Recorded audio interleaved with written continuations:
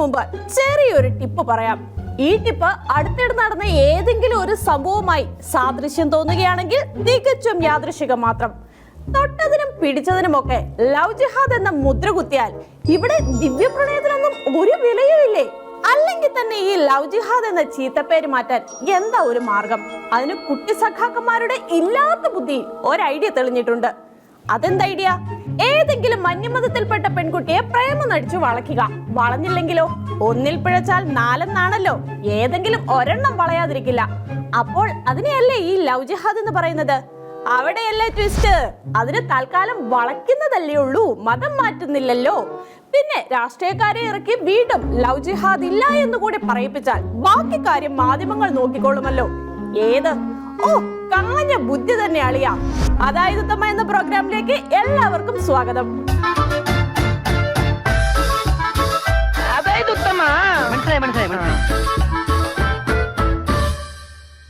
ഈ കഥ നടക്കുന്നത് കേരളത്തിലല്ല, ഇന്ത്യയിലല്ല, പിന്നെയോ കോഴിക്കോട് ജില്ലയിലെ കോടഞ്ചേരി എന്ന കൊച്ചു ഗ്രാമത്തിലാണ്. അവിടെ 26 വർഷം വീട്ടുകാരുടെ സ്നേഹം കൊണ്ടുള്ള വീർപ്പുമുട്ടിക്കൽ സഹിക്കവയ്യാതെ ഒരു പെൺകുട്ടി സ്വന്തം വീട്ടുകാരെ ഉപേക്ഷിച്ച് കാമുകന്റെ ഒപ്പം ഇറങ്ങിത്തിരിക്കുകയാണ്. സുഹൃത്തുക്കളെ, ഇറങ്ങിത്തിരിക്കുകയാണ്. നല്ലവളായ ഒരു പെൺകുട്ടി സ്വന്തം വീട്ടുകാരെ ഉപേക്ഷിച്ച് കാമുകനോടൊപ്പം ഇറങ്ങിപ്പോയി അല്ലേ? അതിനൊക്കെ ശക്തമായ ഒരു റീസൺ വേണം മിസ്റ്റർ.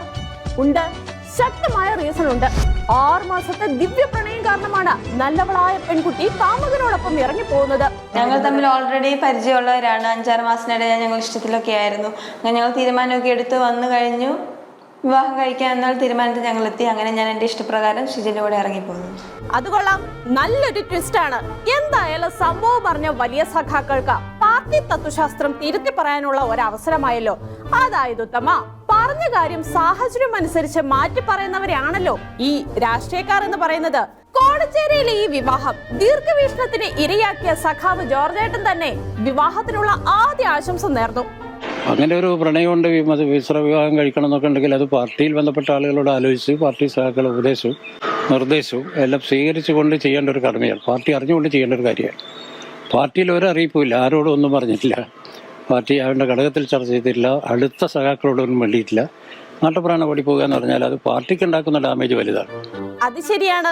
വീട്ടുകാർ അറിഞ്ഞില്ല എങ്കിൽ പോലും പാർട്ടിയിൽ വന്ന് പറഞ്ഞ പാർട്ടിയുടെ അനുഗ്രഹം വാങ്ങാതെ നടത്തുന്ന വിവാഹത്തെയൊക്കെ വിവാഹമായി കണക്കാക്കാൻ കഴിയില്ലല്ലോ. അല്ല ജോർജേട്ടാ, ഈ ആത്മാർത്ഥ പ്രണയത്തെ കണ്ടില്ല എന്ന് നടിക്കാൻ ഇനി മറ്റെന്തെങ്കിലും കാരണമുണ്ടോ ആവോ? ഞങ്ങൾ മനസ്സിലാക്കിയിടത്തോളം 10-15 ദിവസം മുമ്പ് വരെ ഗൾഫിൽ ജോലിയായിരുന്നു.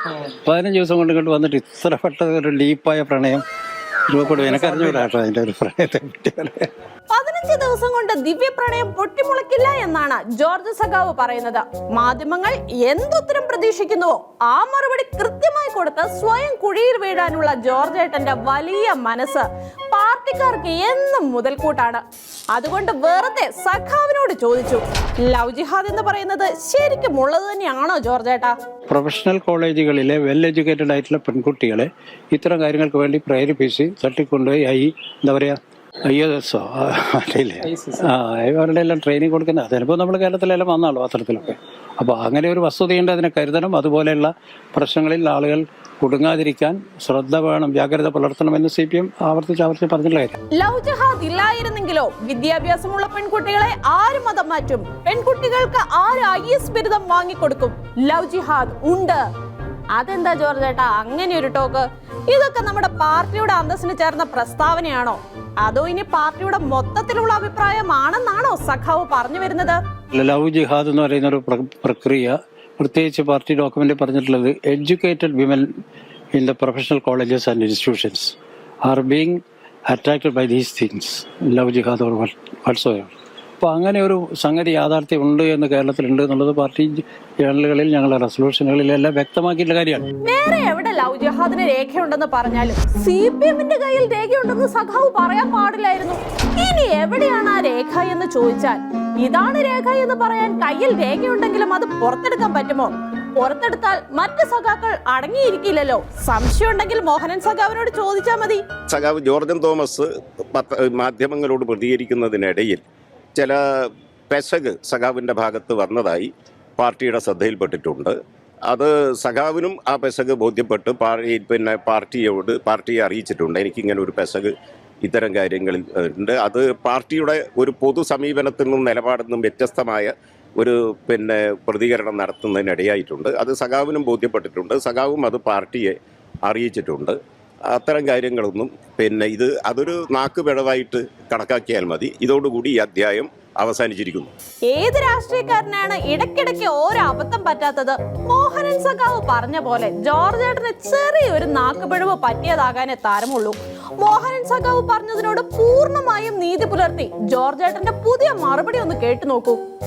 കേരളത്തിൽ അങ്ങനെ ഒരു പ്രതിഭാസം നിലനിൽക്കുന്നില്ല എന്നത് സർക്കാരും പിണറായിയും NIA അന്വേഷണ ഏജൻസി, കേന്ദ്ര അന്വേഷണ ഏജൻസിയും വ്യക്തമാക്കിയതാണ്. അതിൻ്റെ അപ്പുറം അത് ഇവിടെ ഉണ്ടെന്ന് ഞാനെങ്ങനെ പറയാം? ഞാൻ പറഞ്ഞിട്ടില്ല. ലവ് ജിഹാദി എന്ന് കേട്ടിട്ട് പോലുമില്ലാത്ത ഇത്രയും തങ്കപ്പെട്ട മനുഷ്യനെ ആണല്ലോ കേരള സമൂഹം വെറുതെ തെറ്റിദ്ധരിച്ചത്.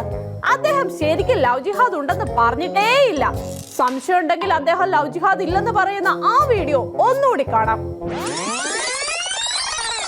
പ്രത്യേകിച്ച് പാർട്ടി ഡോക്യുമെന്റിൽ പറഞ്ഞിട്ടുള്ളത് educated women in the professional colleges and institutions are being attracted by these things, love jihad or വാട്ട്സോഎവർ.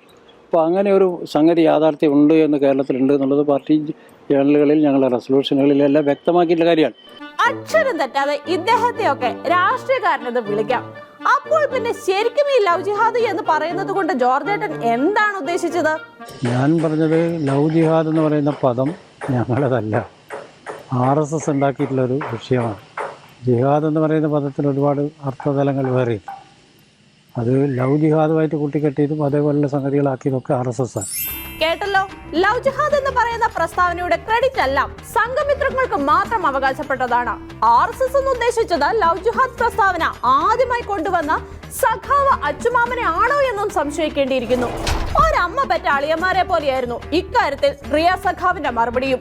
Love ജിഹാദ് ഒരു നുണബോംബാണ്. ലവ് ജിഹാദ് ജനങ്ങളെ യഥാർത്ഥ പ്രശ്നങ്ങളിൽ നിന്നും വഴിതെറ്റിക്കാൻ, ജനങ്ങളെ ഭിന്നിപ്പിക്കാൻ BJP ഉപയോഗിക്കുന്ന ഒരു ഉപകരണം. അപ്പോൾ ഇഷ്ടപ്പെട്ടവർക്ക് ഒന്നിച്ചു ജീവിക്കാനുള്ള സ്വാതന്ത്ര്യം കേരള ഭരണഘടനയും അനുവദിക്കുന്നുണ്ട് അല്ലേ റിയ സഖാവേ? രണ്ട് മനുഷ്യർ വിവാഹം കഴിക്കാൻ തീരുമാനിച്ചു കഴിഞ്ഞാൽ അവർ രണ്ടുപേർക്കും പ്രശ്നമില്ല, അവർ കഴിക്കാൻ തീരുമാനിച്ചു കഴിഞ്ഞാൽ അതിനെതിരെ ആരെങ്കിലും ഏതെങ്കിലും രീതിയിൽ മുന്നോട്ട് വന്നാൽ അതിനെ ചെറുക്കുക ജനാധിപത്യത്തിൽ സ്വാഭാവികമാണ്. റിയ സഖാവ് കിട്ടിയ ഗ്യാപ്പിൽ കൃത്യമായി ഗോൾ അടിച്ചത് ഒരുപക്ഷെ മുമ്പെങ്ങോ കിട്ടിയ ആ ആശംസാ പ്രസംഗത്തിന്റെ ഓർമ്മയെ സ്മരിച്ചുകൊണ്ടായിരിക്കണം. മുൻ ഡിവൈഎഫ്ഐയുടെ അഖിലേന്ത്യാ പ്രസിഡന്റ് നമ്മുടെ പിയാപ്പിളയാണ്, എന്റെ നാട്ടിലെ പിയാപ്പിളയാണ് അല്ലേ? പിയാപ്പിളയാണ്. ആരോടോ ഭാര്യ? ഇത് വിവാഹമാണ്, വ്യഭിചാരമാണ്, സിനയാണ്. അത് പറയാൻ തെറ്റിയാണ് വേണം, ചങ്കൂറ്റം വേണം. അല്ല മുരളീധരേട്ടാ, ലവ് ജിഹാദിന്റെ ക്രെഡിറ്റ് എല്ലാം BJPക്ക് കിട്ടിയിരിക്കുന്ന ഈ വേളയിൽ അങ്ങേക്കൊന്നും പറയാനില്ലേ? പക്ഷെ ഇവിടെ ഇപ്പോ ആ നിലപാട് മുഴുവൻ മാറിയിരിക്കുന്നു. ഈ കാപട്യം CPM എല്ലാ കാര്യങ്ങളിലും CPMന്റെ കാപട്യമുണ്ട്.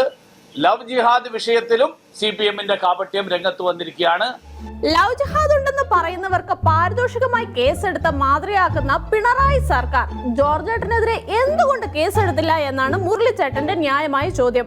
പക്ഷേ നാക്കുപിഴയിൽ നിന്ന് ജോർജ് ഏട്ടനെ പാർട്ടി തന്ത്രപരമായി രക്ഷപ്പെടുത്തിയത് മുരളിച്ചേട്ടൻ അറിഞ്ഞോ ആവോ? അതൊരു നാക്കുപിഴവായിട്ട് കണക്കാക്കിയാൽ മതി. ഇതോടുകൂടി ഈ അധ്യായം അവസാനിച്ചിരിക്കുന്നു. മോഹനേട്ടൻ പറഞ്ഞ പോലെ ഈ അധ്യായം തൽക്കാലത്തേക്ക് അടയ്ക്കുകയാണ്.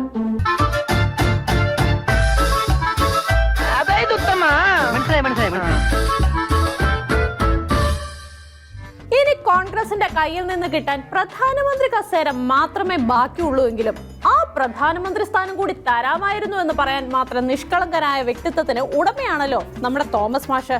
പക്ഷെ എന്ത് ചെയ്യാം, ജനസേവനത്തിന് പ്രായഭേദമില്ല എന്ന് ഉറക്കെ പ്രഖ്യാപിച്ചുകൊണ്ട് ഇനിയും 50 കൊല്ലം ജനസേവന പാത പിന്തുടരാൻ ആഗ്രഹിക്കുന്ന അദ്ദേഹത്തിന്റെ വലിയ മനസ്സ് കൂടെ നിൽക്കുന്ന കോൺഗ്രസ് അനുഭാവികൾ തിരിച്ചറിയാതെ പോയി. അതായത് ഉത്തമ പറഞ്ഞു വരുന്നത് CPMന്റെ 23ാം പാർട്ടി കോൺഗ്രസിന്റെ കാര്യം തന്നെ. സമ്മേളനത്തിൽ മുഖ്യാതിഥിയെ വിളിച്ചതോ സ്വന്തം പാർട്ടി ഏതാണ് എന്ന് കൺഫ്യൂഷൻ അടിച്ചു നിൽക്കുന്ന തോമസ് മാഷിനെ തന്നെ. പിന്നീട് തോമസ് മാഷ് വരുമോ എന്ന് പലരും സംശയിച്ചപ്പോഴും ആ കാര്യത്തിൽ തെറ്റിലും സംശയമില്ലാത്ത മറ്റൊരാളുണ്ടായിരുന്നു. ഒരു ഊരുവിലക്ക് കൽപ്പിച്ചപ്പോ അത് BJPക്ക് വേണ്ടിയാണെന്ന് തിരിച്ചറിയാൻ കഴിയുന്നവരാണ് കോൺഗ്രസ്സുകാർ. ആ തിരിച്ചറിവ് തീർച്ചയായും KV തോമസിന് ഉണ്ടാകും. പ്രൊഫസർ KV തോമസ് പങ്കെടുക്കും എന്ന് തന്നെയാണ്. ശത്രുവിന്റെ ശത്രുവും ശത്രു എന്നാണല്ലോ ജയരാജൻ സഖാവ് പറയുന്നത്. അപ്പോൾ പിന്നെ തോമസ് മാഷ് എങ്ങനെ പറ്റില്ല എന്ന് പറയും? അല്ല തോമസ് മാഷെ, പാർട്ടി കോൺഗ്രസിന് പോകാൻ വല്ല ഉദ്ദേശവുമുണ്ടോ? ഞാൻ സമ്മേളനത്തിലേക്കല്ല പോകുന്നത്, ഞാൻ സെമിനാറിലേക്കാണ്. അപ്പോൾ ഈ സെമിനാറിൽ പങ്കെടുക്കാൻ ഞാൻ തീരുമാനിച്ചിട്ടുണ്ട്. ഞാൻ അവിടെ പോകും. അപ്പോൾ മാഷ രണ്ടും കൽപ്പിച്ചാണ്. പാർട്ടി കോൺഗ്രസിന് വേണ്ടി കോൺഗ്രസിനെ മാഷ നൈസായിട്ട് അങ്ങ് ഒഴിവാക്കി. ഇനി വരാനുള്ളത് പാർട്ടി കോൺഗ്രസിലേക്കുള്ള മാഷിന്റെ മാസ് എൻട്രിയാണ്. ജയരാജേട്ടൻ മാഷിനുള്ള പൊന്നാടയുമായി കാത്തു നിൽപ്പുണ്ട്. അതെ, നല്ല ചുവപ്പം പൊന്നാട.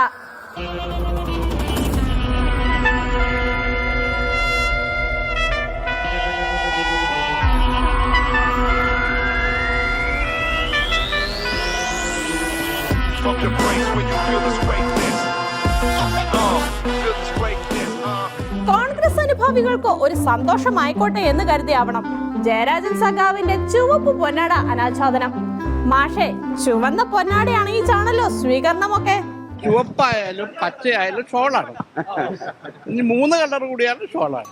പാർട്ടി കോൺഗ്രസ് വേദിയിലെത്തിയ മാഷിനെ കാത്ത മാഷിന്റെ പേരിലുള്ള കസേരയും തയ്യാറായിരുന്നു. പേരിന് മുന്നിൽ സഖാവ് എന്ന് കൂടി എഴുതി ചേർത്തിട്ടുണ്ടോ എന്ന് നോക്കിയെങ്കിലും കാര്യമുണ്ടായില്ല. അതിനൊക്കെ ഇനിയും സമയമുണ്ടല്ലോ. മാഷിനെ രോമാഞ്ചം കൊള്ളിക്കാൻ വേദിയിൽ കമ്മ്യൂണിസ്റ്റ് ഭക്തിഗാനങ്ങൾ ഇട്ടതൊന്നും വെറുതെ ആയില്ല. കേട്ട പാട്ടിന്റെ ഹാങ് ഓവറിൽ പിണറായി സഖാവിനെ കുറിച്ചുള്ള മാഷിന്റെ തള്ളലുകളും അങ്ങ് തുടങ്ങി. ഇന്ത്യയിലെ ഏറ്റവും നല്ല മുഖ്യമന്ത്രിമാരിൽ ഒരാളാണ് പിണറായി വിജയൻ. ഞാൻ മാത്രമല്ല, ഇപ്പൊ സ്റ്റാലിനും പറഞ്ഞു കൊള്ളാവുന്നൊരു മുഖ്യമന്ത്രിയാ. ഞാൻ എന്തുകൊണ്ടാ പറയാൻ കാരണം, എനിക്ക് അനുഭവമുണ്ട്. അല്ലെങ്കിലും പിണറായി സഖാവിനെ പുകഴ്ത്തി പറയുന്നത് മാഷിന് പണ്ടേ ഒരു വീക്ക്നെസ് ആണല്ലോ. ഒരു പഴയ പുകഴ്ത്തൽ കൂടി ഒന്ന് കണ്ടു നോക്കാം. ഒരു മുഖ്യമന്ത്രിയും ഇത്രയധികം ആരോപണം വിധേയനായി, അത് ചെറിയ ആരോപണമല്ല, സ്വർണ്ണക്കള്ളക്കടത്ത്. മാഷിന്റെ പുതിയ സോപ്പിൽ വീണിട്ടാണോ എന്നറിയില്ല, മാഷിനുള്ള പ്രൊട്ടക്ഷൻ പിണറായി സർക്കാർ ഏറ്റെടുത്ത പോലെയായിരുന്നു സഖാവിന്റെ പ്രസംഗം. എന്തോ സംഭവിക്കാൻ പോകുന്നു എന്ന ഒരു ഉത്കണ്ഠ ചിലരെല്ലാം ചിലപ്പോൾ ഉണ്ടായിട്ടുണ്ടാവും. എന്നാൽ ഒരു ചുക്കും സംഭവിക്കില്ല എന്ന് ഞങ്ങൾക്ക് നല്ല ബോധ്യമുണ്ടായിരുന്നു. ആ നിലക്ക് തന്നെ ഇപ്പോഴും കോൺഗ്രസ് നേതാവായി അദ്ദേഹം പങ്കെടുക്കുക. സഖാവ് മാത്രമല്ല, റഹീം സഖാവും മാഷിനുള്ള പ്രൊട്ടക്ഷനുമായി രംഗത്ത് വന്നിരുന്നു. റഹീം സഖാവിന്റെ വാക്കുകളിലാണ് സഖാവ് പറഞ്ഞ പ്രൊട്ടക്ഷന്റെ യഥാർത്ഥ ഉദ്ദേശം മനസ്സിലായത്.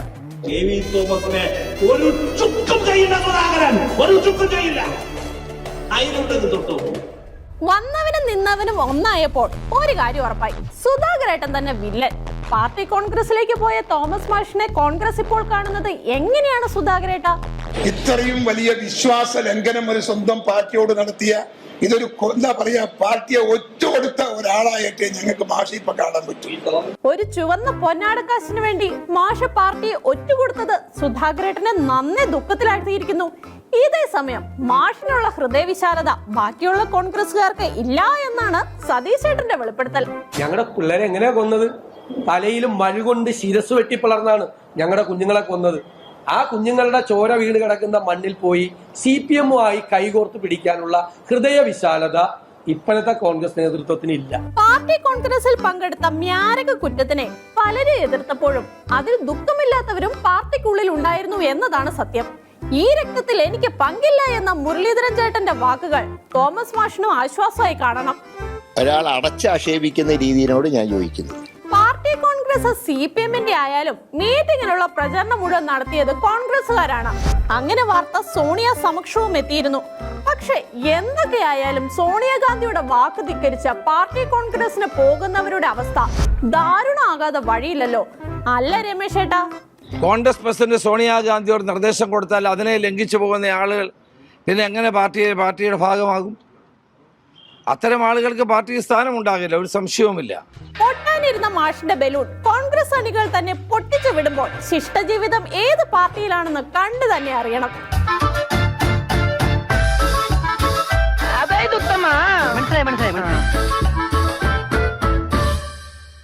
KSRTCയെ രക്ഷപ്പെടുത്തുക എന്ന മനോഹര സ്വപ്നത്തിന്റെ ഓർമ്മകളും പേറി മറ്റൊരു ദുരന്തത്തിന് കൂടി, ക്ഷമിക്കണം, മറ്റൊരു ജനസേവനത്തിന് കൂടി സർക്കാർ തുടക്കം കുറിക്കുകയാണ്. സർക്കാരിന്റെ പുതിയ സംരംഭമായ K-Swift തൊടുന്നതെല്ലാം പൊന്നാക്കുന്ന പിണറായി സഖാവിന്റെ ഫ്ലാഗ് ഓഫ് കൂടിയാകുമ്പോൾ ആദ്യ ഓട്ടത്തിൽ തന്നെ KSRTC രക്ഷപ്പെടുമെന്ന കാര്യത്തിൽ സംശയം ഏതുമില്ല. അപ്പോൾ പിന്നെ സഖാവെ നോക്കി നിൽക്കാതെ ആ ചടങ്ങുകൾ അങ്ങോട്ട് തുടങ്ങുക.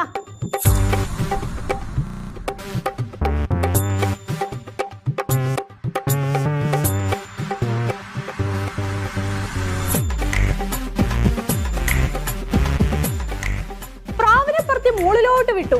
പിന്നെ പ്രാവിന് താഴേക്ക് വരേണ്ടതേ വന്നില്ല. Apple iPad കയ്യിലെടുത്തുയർത്തി. ആപ്പിൾ വിപണി താഴെ ഇടിഞ്ഞുപോയി. അങ്ങനെ എന്തിൽ തൊട്ടാലും ചരിത്രം സൃഷ്ടിക്കുന്ന സഖാവിന്റെ മാൻഡ്രേക്ക് എഫക്ട് കാണാൻ കാത്തിരുന്നവർക്ക് നിരാശപ്പെടേണ്ടി വന്നില്ല. ആദ്യ യാത്രയിൽ തന്നെ ജീവൻ വെടിഞ്ഞ കെ സ്വിഫ്റ്റിന്റെ സൈഡ് മിററിന്റെ ദാരുണാന്ത്യം വേണമെങ്കിൽ ഒരു നോക്ക് കാണാം. എന്ത് വിധീത്, വല്ലാത്ത ചതീത്,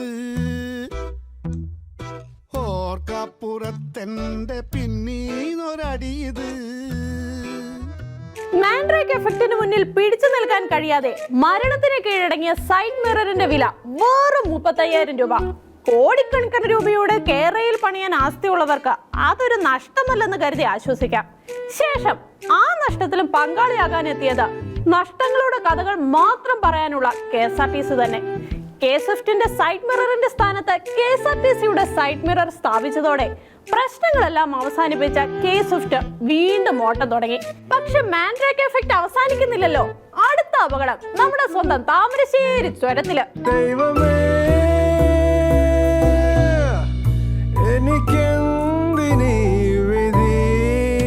കെ സ്വിഫ്റ്റിൽ കഞ്ചാവ് കടത്തിയ കുറ്റത്തിന് യുവാവിനെ അറസ്റ്റ് ചെയ്തു എന്ന സന്തോഷ വാർത്ത കൂടി വന്നതോടെ കെ സ്വിഫ്റ്റിൽ കഞ്ചാവ് കടത്താമെങ്കിൽ കേരളയിൽ സ്വർണ്ണക്കടത്തുകാർക്ക് ഒരു മുതൽക്കൂട്ടാകുമെന്ന് ആരെങ്കിലും പറഞ്ഞാൽ വിസ്മരിക്കാനാകില്ലല്ലോ. ദുരന്തങ്ങൾ ഒന്നിനു പിറകെ ഒന്നായി വന്നതോടുകൂടി മാൻഡ്രേക്ക് അനുയായികളും രംഗത്ത് വന്നു തുടങ്ങി. കെ സ്വിഫ്റ്റ് ദുരന്തങ്ങളിൽ ദുരൂഹതയുണ്ടെന്ന് പറഞ്ഞ മാതൃകയായ ഗതാഗത മന്ത്രി മാൻഡ്രേക്ക് എഫക്റ്റിനെ ചെറുതായി ഒന്ന് സൈഡിലാക്കി. ഇതിനകത്ത് എന്തെങ്കിലും ദുരൂഹത ഉണ്ടോ എന്ന് ഞാനും സംശയിക്കുന്നുണ്ട്. കാരണം ബസ് ഇറങ്ങിയ ദിവസം തന്നെ ചില 1-2 ബസ്സുകൾ ഇങ്ങനെ ഒരയുന്നു, അല്ലെങ്കിൽ അതിന്റെ മിറർ പോകുന്നു, തട്ടുന്നു എന്നുള്ളത് നമ്മള് എന്താന്നുള്ളത് പരിശോധിക്കാൻ. ഇത്രയും ബുദ്ധിപരമായി ചിന്തിക്കാൻ ആന്റണി സഖാവിനല്ലാതെ മറ്റാർക്കാണ് കഴിയുക? സഖാവ് ഈ കേസ് NIAക്ക് കൈമാറുമോ എന്നതാണ് ഇനി കണ്ടറിയാനുള്ളത്. പക്ഷേ സംഭവം മുൻകൂട്ടി കണ്ട KSRTCയുടെ സുഹൃത്തും വഴികാട്ടിയുമായിരുന്ന ഗണേശേട്ടൻ കെ സ്വിഫ്റ്റിന് കൊടുത്ത മുന്നറിയിപ്പ് ഒന്ന് കണ്ടു നോക്കാം. കേസ് തുടങ്ങുമ്പോൾ എനിക്ക് പറയാനുള്ള ഒരു കാര്യമുള്ളൂ. ആദ്യ ദിവസം മുതൽ ശ്രദ്ധിക്കണം, മറ്റൊരു KSRTC ആയി മാറാതിരിക്കാൻ പ്രത്യേകം ശ്രദ്ധിക്കുക. KSRTCയോടുള്ള അഗാധ ബന്ധത്തിൽ നിന്നും കെ സ്വിഫ്റ്റിനെ മറ്റൊരു KSRTC ആക്കി മാറ്റരുത് എന്ന് ഗണേഷ് കുമാർ പറഞ്ഞുവെങ്കിൽ തെറ്റ് പറയാനാകില്ല.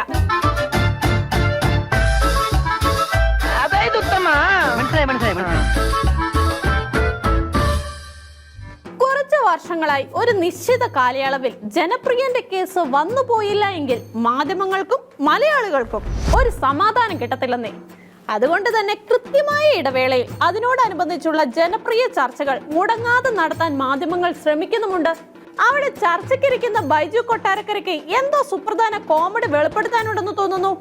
ഈ പറയുന്ന സംഭവം നടന്നു എന്ന് പറയുന്ന സമയത്തുള്ള ആ ഓഡിയോ ഇവര് മാറ്റി ഡബ് ചെയ്ത് ഇതിനകത്ത് പോസ്റ്റ് ചെയ്തിട്ടുണ്ടെങ്കിൽ ഈ കേസ് ഈ പ്രതിക്ക് അനുകൂലമായിട്ട്. ഒരു സെക്കൻഡ്, ഒരു വ്യക്തി കഷ്ടപ്പെട്ട് ഓരോ കണ്ടുപിടുത്തം നടത്തുന്നതിന്റെ ഇടയിൽ എന്താണ് രാഹുൽജി നിങ്ങൾ അവിടെ കാണിച്ചു കൂട്ടുന്നത്? എന്തായാലും രാഹുൽജി കാണിച്ച രസം ഏതാണെന്ന് വ്യക്തമാകാത്തത് കൊണ്ട് ഒരു പ്രാവശ്യം കൂടി അത് കാണിക്കണം. രാഹുൽജിയുടെ പുതിയ രസം നവരസങ്ങൾക്ക് ഭാവിയിൽ ഭീഷണി ആയേക്കാമെങ്കിലും അത് കണ്ട കൊട്ടാരക്കരയ്ക്ക് അത്ര കണ്ടങ്ങടെ ദഹിച്ചില്ല. സ്പോട്ടിൽ തന്നെ രാഹുൽജിയെ തേടി കൊട്ടാരക്കരയുടെ ആ മനോഹരമായ പരാമർശവും വന്നിരുന്നു. ഈ പറയുന്ന സംഭവം നടന്നു എന്ന് പറയുന്ന സമയത്തുള്ള ആ ഓഡിയോ ഇവര് മാറ്റി ഡബ് ചെയ്ത് ഇതിനകത്ത് പോസ്റ്റ് ചെയ്തിട്ടുണ്ടെങ്കിൽ ഈ കേസ് ഈ പ്രതിക്ക് അനുകൂലമായിട്ട്. ചുമ്മാ ഇളിച്ചോണ്ടിരിക്കാതെ ഒരു വരി കുട്ടി കുറങ്ങന്റെ കൂട്ട്. അതുവരെ കഷ്ടപ്പെട്ട് ബുദ്ധിമുട്ടി ചർച്ച കണ്ടുകൊണ്ടിരുന്ന പ്രേക്ഷകർക്ക് പിന്നീട് ചുരുളിയിലാവപ്പെട്ട പ്രതീതിയായിരുന്നു. പ്രേക്ഷകരെ ഒന്നടങ്കം വോളിയം അപ്പ് ബട്ടണിൽ വിരൽ അമർത്തിപ്പിച്ച ആ ഭക്തിസാന്ദ്രമായ നിമിഷം അതൊന്ന് കണ്ടു നോക്കാം. ഈ കേസ് ഈ പ്രതിക്ക് അനുകൂലമായിട്ട്. ചുമ്മാ ഇളിച്ചോണ്ടിരിക്കാതെ ഒരു വരി കുട്ടി കുറങ്ങന്റെ കൂട്ട്. എന്തെങ്കിലും പറഞ്ഞു കഴിഞ്ഞാൽ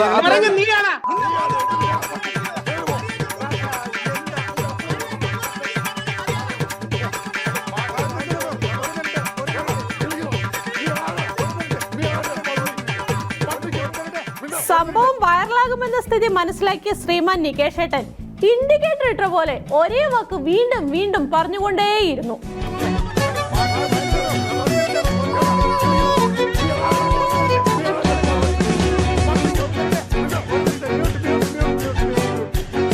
ഇനിയും ട്രോളന്മാർക്ക് കഞ്ഞി കഞ്ഞിക്കുള്ള വകയായി എന്നെ മാറ്റരുത് എന്ന രീതിയിലായിരുന്നു ഇതിനുള്ള നികേഷേട്ടന്റെ ദയനീയമായ മറുപടി.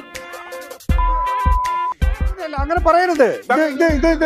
ഇതൊക്കെ ഇനിയിപ്പോ നോക്കൂ, നമ്മളൊരു ഗൗരവമായ വിഷയം ചർച്ച ചെയ്യുമ്പോൾ ഇതൊക്കെ ട്രോളർമാർക്ക് വേണ്ടി ഉണ്ടാക്കി കൊടുക്കുന്ന ഒരു കാര്യമായി മാറരുത്.